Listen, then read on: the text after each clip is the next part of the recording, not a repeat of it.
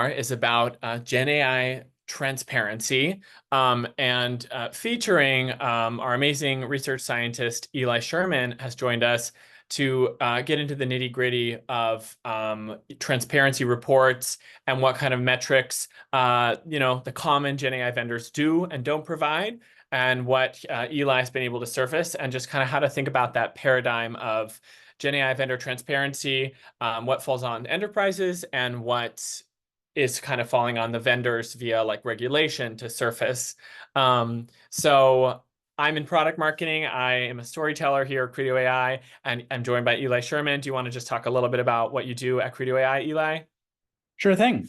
So my name's Eli Sherman. I'm a research scientist at Credo AI, and we work within product and research and development to push forward the content that makes our SaaS platform sing. So anything to do with risk insights, vendor and third-party risk information, and then thinking about how to mitigate the risks of the AI systems that our customers are building, buying, and using. Awesome. Yep.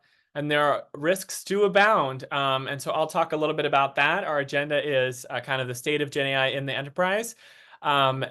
The vendor registry that we built in our Credo AI platform, and then getting into kind of some of the research and transparency that Eli's talking about with the Gen AI value chain and transparency reports and how those are structured. And we will have time for, if anyone wants to submit via the Zoom panel Q&A bar, there's an option for Q&A. If you submit those questions, we'll read them at the end, answer them live, have a little discussion there. But you're also welcome to email me personally, lucas@credo.ai. The recording will be coming from my email if anything occurs to you throughout this presentation. So let's get started. So state of Gen AI in the enterprise in 2024.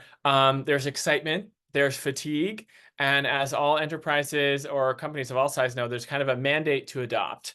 But the adoption of AI is complex. How do you both do rapid, widespread usage and mitigate risk? Like those things are kind of conflicting forces. And you're kind of starting to see that in the markets and in kind of, for one data point, the earnings calls of publicly traded companies.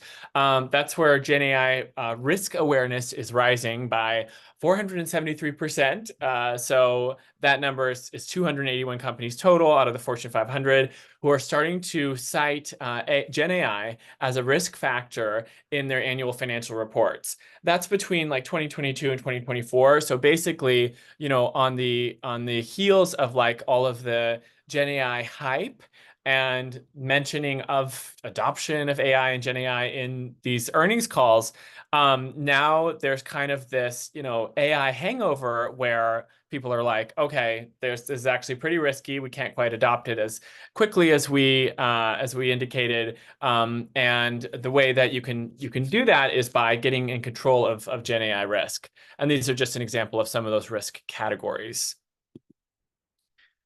And then the other reality, whether or not enterprises are seeing the damages from these risks, the dormant risk is there. There's so much generative AI usage of all kinds, and with all these downstream applications, it's like which actual foundational model is being used in this copywriting app.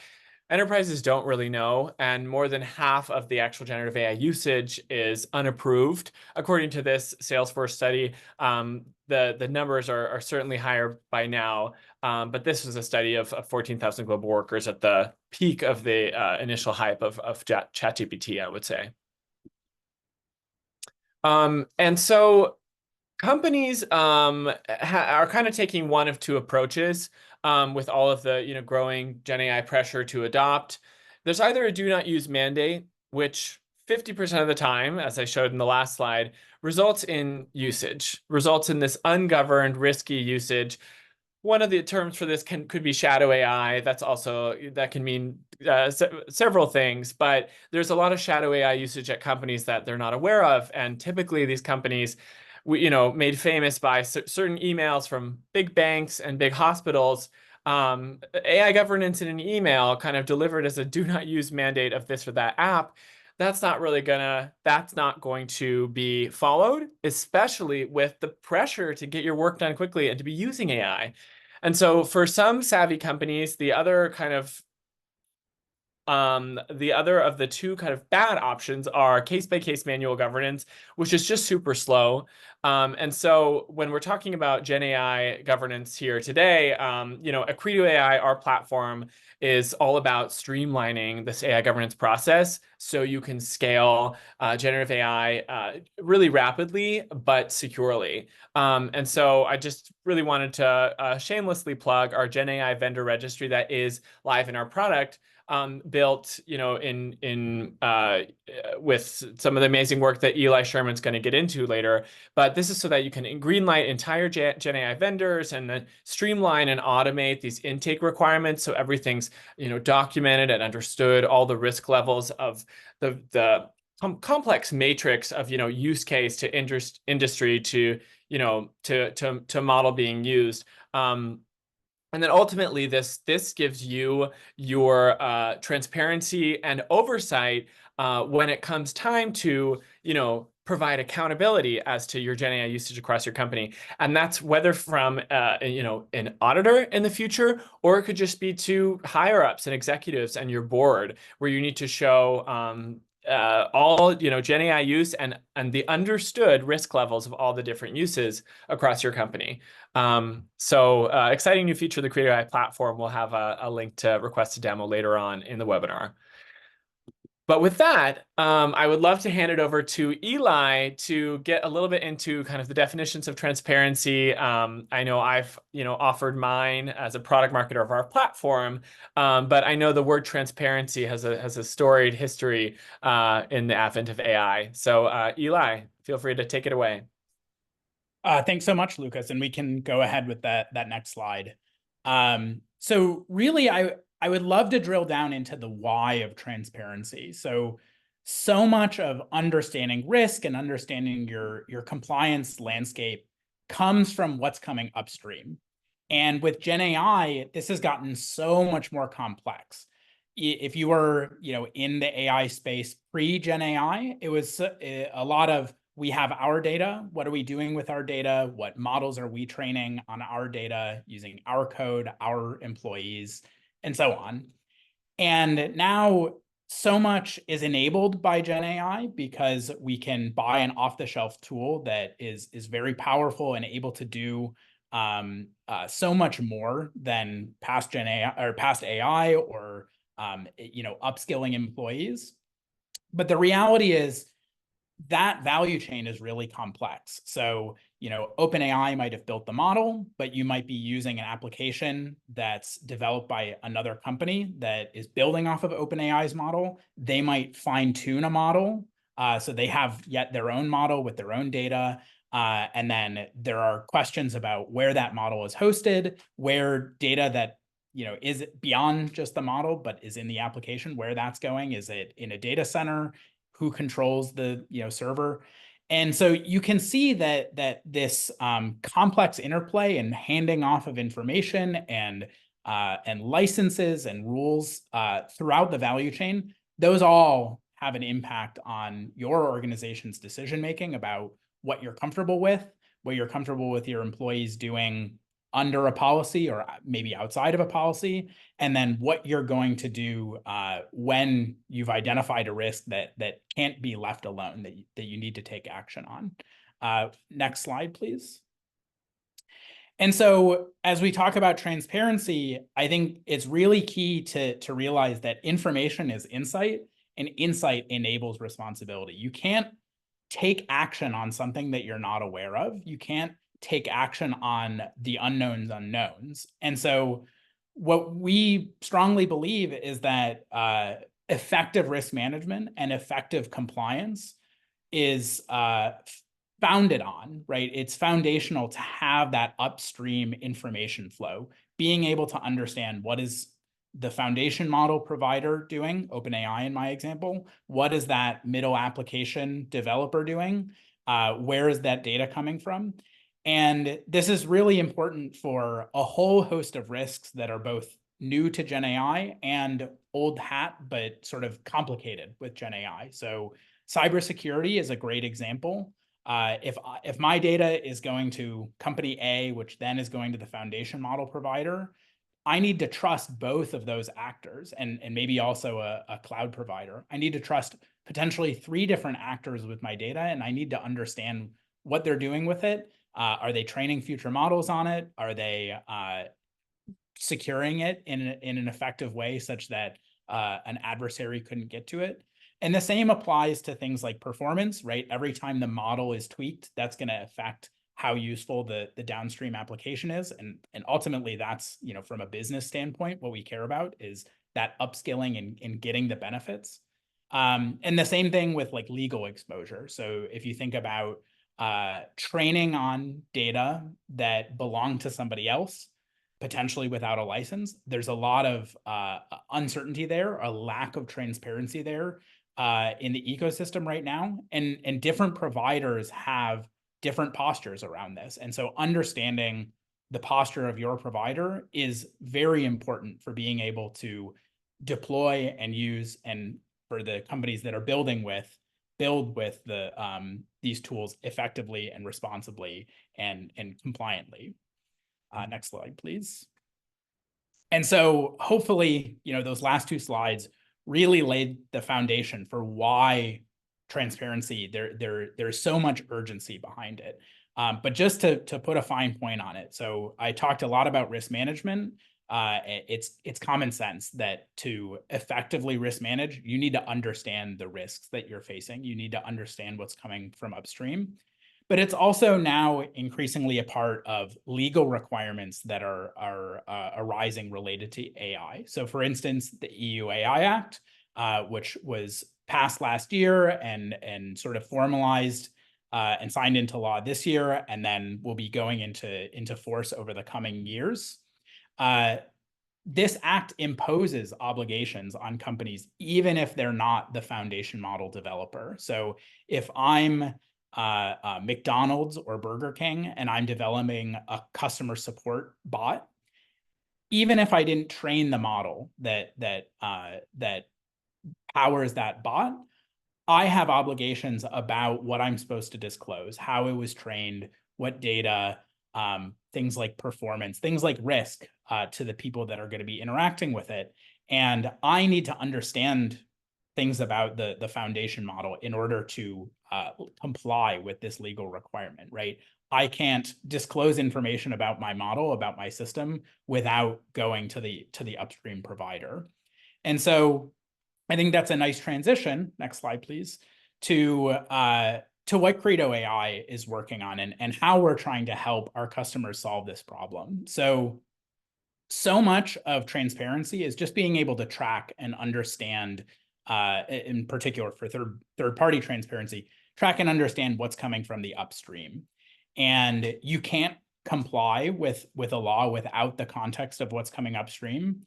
And our new vendor transparency or vendor registry provides this centralized and streamlined place for organizations to track this information, right? If you're not tracking it, or you're tracking it in an efficient process, say using Excel spreadsheets where the information is spread across a bunch of different sheets and different, there isn't a clear line of communication of this governance persona or that business user. Not having that information centralized just makes compliance that much more of a headache. And it's not something that you can say, well, this isn't a priority. Legal compliance is always a priority. And so being able to centralize this information about vendors and then translate that information downstream to the actual use cases in your organization is critical. And that's what our vendor registry supports. And as I mentioned, risk management, even just beyond compliance and being able to disclose the information that you need to a regulator, risk management is, for many organizations, even more top of mind because there's sort of this further out aspect of regulation. And risk management, that is that performance aspect, that reputational aspect. If your upstream provider is not paying the workers that are labeling their data a fair wage, even though you might get the best model in the world and you might get all sorts of benefits from it, you don't really want to end up on the front page of the New York Times because you're using this unethically developed technology. And if that sounds extreme, you can also think of it in terms of the performance, right? If you aren't able to understand what the upstream developer is doing to limit hallucinations, limit the likelihood that your model is giving you the wrong answer, then you're going to have a hard time of figuring out how to mitigate that yourself. And you know, slide please. Sorry. And one thing, you know, that occurred to us is the burden of getting that information is difficult, right? So the vendor registry that I was just talking about, that is the central repository, which once you have the information, things are easier to track, right? You're able to understand which employees are using what and how it affects downstream use cases. But the reality is collecting that information from the gazillion vendors that employees are thinking about using, that in and of itself is a difficult task. And so coupled with this release, we're also putting out our vendor transparency reports. And so these are a collection of very top of mind information. So things like cybersecurity and privacy, evaluations, legal exposure, top of mind information for enterprises that they need to understand about upstream vendors in order to assess their risk, right? Their risk surface from using those tools. And we collect this information on behalf of our customers, right? We serve this as part of our product so that you, the customer, don't have to worry about going and talking to several different organizations. And so ultimately, these reports, you know, they seamlessly integrate into the workflows that the Credo AI platform already provides. So say you look at OpenAI, you look at this report and you like what you see. Previously, every single use case that was presented, as Lucas sort of indicated at the top, approaching that with a manual governance perspective of each use case needs to be approved and, oh, they're using OpenAI and what does that mean for this use case? We're eliminating that extra step by providing this information. Once OpenAI is approved, it can that approval can be translated downstream to all use cases that use OpenAI.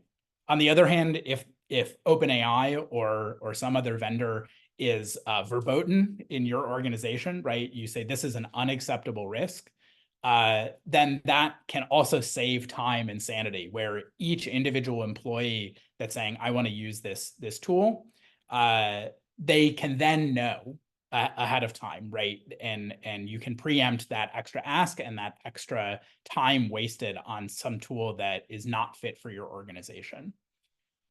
With that, I think we've reached sort of the end of the main content. I'll pass back to Lucas, who will facilitate questions. Thank you so much, Eli. That's fascinating. And it's great to show our transparency report and talk about the feature a little bit, because you do kind of have to, we're talking about transparency from the stance of, you know, enterprise liability and how a AI governance platform can help with that. Transparency on the parts of the vendors and in the context of regulatory requirements of transparency can have a few different definitions. So the first question I wanted to take is about that kind of disclaimer that something is AI that someone asked about. Sorry, I have to to access the Q&A. If you're able to open the Q&A, I can only access like on my phone for some reason. But I don't know if you are able to take this one, Eli, but I'm actually not able to see the Q&A. I can see nothing in a chat and nothing in QA so far. So okay, well then we'll use this method. But the question is, how does Credo AI think about the EU AI Act obligation of making humans aware that they communicate or interact with an AI system? And where does that need to happen? kind of a broad question, but maybe could we give an example of that? So first, I would say Credo AI is definitely supportive of that element of the EU AI Act. I think it's super critical for downstream users to be aware of what tools they're using, and I think ultimately where Credo AI comes into play in our software product is helping the developers identify the best way to do that. Right now, for a lot of our customers, it's more at the identifying the regulation stage and identifying the requirements. And so that's what we're primarily helping with, and saying, yes, this tool that you're describing does in fact need to comply with this part of the law. Down the road, we already have this capacity, but when our customers get there, we will be able to support saying, this is the level of disclosure that you're going to need, and helping customers assess whether or not a certain action they've taken is sufficient to warrant compliance, to get to compliance. Great. Yeah, I think the EU AI Act is the main one I'm aware of, which is kind of like GDPR, make users aware that they're interacting with AI via, the pop-up on your website or whatever. Might be a quick and dirty way to solve for that. But yeah, I think in most cases with chatbots, it's like that's the most salient example of that transparency requirement. Okay, the next question's on training data. Can you explain the difference? And I'm kind of summarizing a longish question, but the difference in governance of using your own first-party training data and in an enterprise's governance of another Gen AI vendor's transparency around what data they used. For sure. So for an enterprise, obviously, where that data came from, and the rights that you have over it. So if there's PII, personally identifiable information, you likely have a compliance requirement of what you can and can't do with that data. And also from, copyright is a big concern, and you will know whether or not the data that you're using is available to you to train, and what requirements. You'll have a good picture of that. Not saying it's easy, right? Sometimes you might have to take certain steps to, say, filter out certain copyrighted data. The hard part, I think, the much harder part, is dealing with the upstream, right, where you don't know what a model developer did. And so, for instance, OpenAI and other developers have been sued recently, and this is pending litigation, obviously. And so we don't know quite how it will shake out, but they've been sued for their models generating content that appears to be obviously copyright. So you can imagine, say, a model not necessarily OpenAI, but a model generating a picture of Mickey Mouse holding a Coke can, right? Those are two trademark things, and that could potentially violate the trademarks of Disney and Coca-Cola, respectively. And if I am a downstream user of those models, right, I might, I'm a marketer like Lucas, and I'm trying to generate content. I might generate content that is somebody else's content, right? It is somebody else's trademark, and I might not be aware of it, right? There are millions of companies, or I should say hundreds of thousands of companies out there, right? And I could generate somebody's logo inadvertently, right? And then be violating their copyright because that content was in the training data of some upstream model. And so understanding where that data came from, I think, is pretty important to being able to assess your risk, your legal exposure as it relates to using these systems. That's great. Great clarification.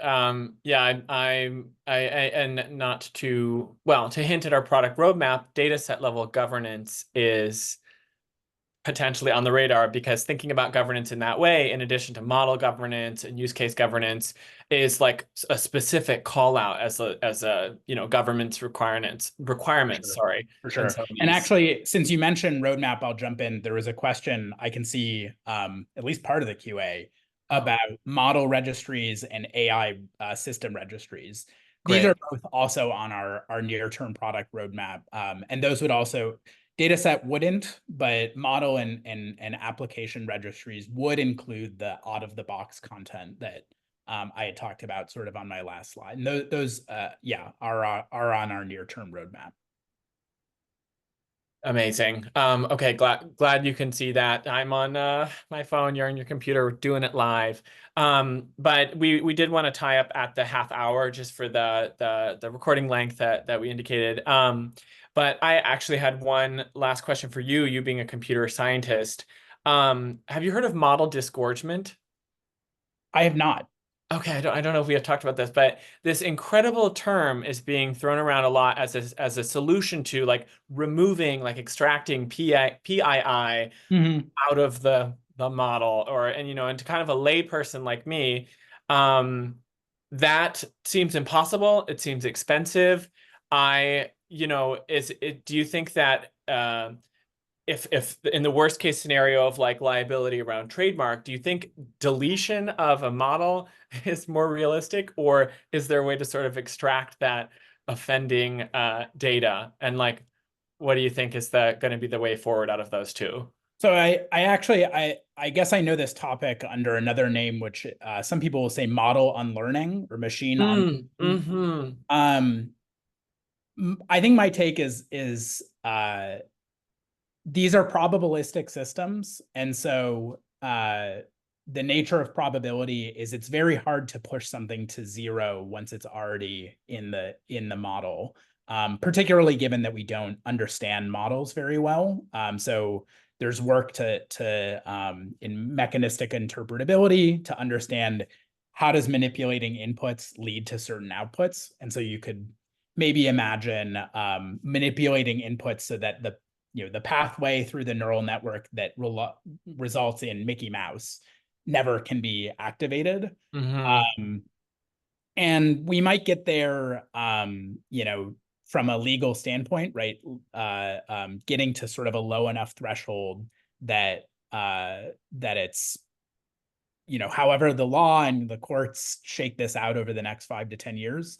Um, but ultimately, I do think that's a policy question, right? This is something that creators, so the people who originate the data, and developers, and just people representing the public, so courts and regulators. It's a question that the entire ecosystem needs to figure out of how low enough probability, and it's the same as non-AI copyright, right? If I draw a picture of a mouse, how close does it have to be to Mickey Mouse for it to Mm. be infringing on that copyright? And I think it's a similar discussion. Oh, that's great. Thanks for expanding on that. That was actually my personal question, since I thought it was kind of apropos. But yeah, all the more reason to that it's critical to have oversight of the transparency of Gen AI vendors when the machine unlearning may not actually even be physically possible or statistically possible. So yeah, the need for governance is super clear in the face of these kind of like Gen AI fatigue and the mounting risk awareness. Um, so on that note, yeah, thank you everyone so much for watching. I'll be sending out the recording. And thank you, Eli, for speaking. So Thank you, appreciated. Lucas. Bye-bye.